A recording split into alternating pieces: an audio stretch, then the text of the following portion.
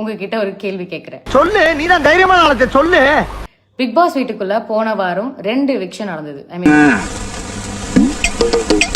இமீடியட்டா ஆட்கள் டக்குன்னு குறைஞ்சிட்டாங்க. ஸோ டீம் பிரிக்கும் பொழுது கிச்சன் டீம்ல கம்மியான ஆட்கள் போட்டா போதும். ஏன்னா ஆட்கள் கம்மியாயிட்டாங்க. சமைக்க போற சாப்பாடுடைய குவான்டிட்டி மற்ற இடங்கள்ல ஆட்களை ஜாஸ்தி படுத்துங்க. ஏன்னா என்னதான் ஆளுங்க எலிமினேட் ஆகி போனாலும் கிச்சன் வேலை தான் குறையும். ஆனா இந்த வீட்டோட ஸ்கொயர் ஃபீட் அதே தான் இருக்க போகுது. அதனால எங்களுக்கு பேர்டன் ஆயிடும். அதனால ஆளுங்களை குறைங்க அப்படின்னு சொன்னாரு. லாஜிக்கலா தான் எனக்கும் தோணுச்சு, பிராக்டிக்கலாவும் ரொம்ப திட்டவும் முடியல. ஒரு அளவுக்கு மேலே வேணால் வேறு ஏதாவது வார்த்தையை பேசி விட்டுருமோன்னு வேற பயமாக இருக்குது. பொழுது அந்த ஜாப் அப்படின்னு ரெஃபர் பண்ணுறது தான் அருண் ட்ரிகர் ஆனார். பிகாஸ் அங்கே இருக்க போகிறதுல அங்கே அது ஜாப் கிடையாது. அந்த வீட்டுக்குள்ளே எங்களுக்கு கொடுக்கப்பட்ட ஜாப் எனக்கும் நான் போன சீசன் போயிருந்ததுனால எங்களுக்கு கொடுக்கப்படுற ஜாப் எதுனா கேம் ஆடுறதுக்கு. அது இல்லாமல் மற்ற ரெஸ்பான்சிபிலிட்டிஸை எல்லாரும் ஷேர் பண்ணி தான் செய்யணும்.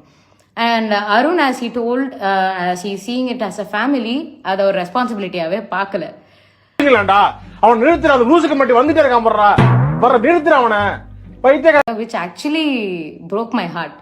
ஏன்னா அடுத்த வெரி நெக்ஸ்ட் டே தீபக்கும் அருணுக்கும் ஒரு சின்ன கான்வர்சேஷன் போகுது. அந்த கான்வர்சேஷன்ல தீபக் ட்விஸ்டர்ன்ற வார்த்தையை வச்சு அருணை ப்ரொவோக் பண்றாங்க. அப்போ அருண் வந்து ஸ்கில் லேபர்னு அகைன் அதே கேவாஸ் நடக்குது. அப்போ தீபக் ஒரு மேட்டர் சொல்றாரு, லேபருக்கு இவ்வளோ டீ போதும் அப்படின்னு சொன்னாரு. அவருக்கு பயம் வந்துருச்சு. ஐயோ நம்ம தப்பு பண்ணிட்டோம், தப்பான வார்த்தையை பேசிட்டு தப்பா போகுன்ற பயத்துல தான் அவர் வீக்கெண்ட் எபிசோட்ல இது ஒரு மேட்டரா வந்துடக்கூடாதுன்னு அதை அழுது அவர் கன்ஃபஸ் பண்றாரு. நான் பேசினா தப்பா போயிடும்டா அப்படின்ற மாதிரி அருண் கிட்ட அவர் கன்ஃபஸ் பண்ணாரு. இப்போ இதுல skilled orient and you know labour ஓரியன்ட்னு ஏன் பிரிக்க கூடாது அப்படின்னா, வீட்டுக்குள்ளார ஒரு வீடுன்னு வந்துட்டா அதுக்குள்ளார என்னங்க ஹையரார்கி. இப்போ வீட்டில் நம்ம அம்மா அப்பாலாம் இருக்கும்போது எல்லாரும் சமைக்கிறாங்கன்னா நம்ம என்ன நீங்கள் அப்பா நீங்கள் வந்து ஸ்கில்டு ஓரியன்ட், அம்மா நீ லேபர் ஓரியன்ட் நம்ம சொல்லுவோமா? சொல்ல மாட்டோம். அது ரொம்ப ரொம்ப தப்பான ஒரு விஷயம். Especially when you are staying inside a house that promotes equality. அந்த இடத்துல அது வந்து ரொம்ப ரொம்ப தவறான ஒரு விஷயம். அருணுடைய அந்த விஷயத்த வந்து அந்த லேபருன்ற வார்த்தையை தான் நீங்கள் வந்து தரைக்குறைவாக பார்க்குறீங்களா அப்படின்னு அதை மாற்றினது வந்து எனக்கு ரொம்ப ரொம்ப கஷ்டமாக இருந்தது. ஏன்னா அவர் அந்த மாதிரி அதை சொல்லவே இல்லை.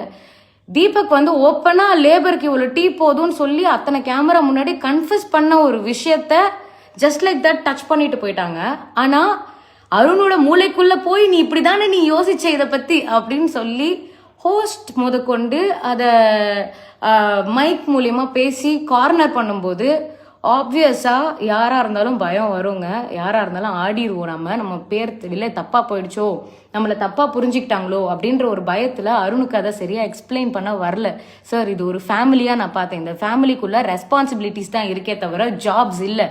இந்த ஃபேமிலியை ரன் பண்ண ரெஸ்பான்சிபிலிட்டிஸ் இருக்குது. இந்த ரெஸ்பான்சிபிலிட்டிஸை நாங்கள் ஈக்குவலாக ஷேர் பண்ணணும்னு நினைக்கிறோம் அப்படின்ற பாயிண்ட்டை கரெக்டாக அருணால் சொல்ல முடியல. Because he was scared. ஆனால் இதுக்கு உண்மையிலே அது ஏன் இதை இவ்வளோ பெருசாக ப்ளோ அப் பண்ணாங்கன்னு எனக்கு புரியல.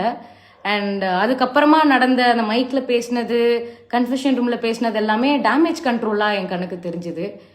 அதுக்கு இதை பேசாமலே விட்டுருக்கலாமே. இதை எதனால் 40 நிமிஷம் பேச வேண்டி இருந்தது அப்படின்னு ஒரு கேள்வி வருது. ஐ டோன்ட் நோ, நீங்கள் என்ன நினைக்கிறீங்க?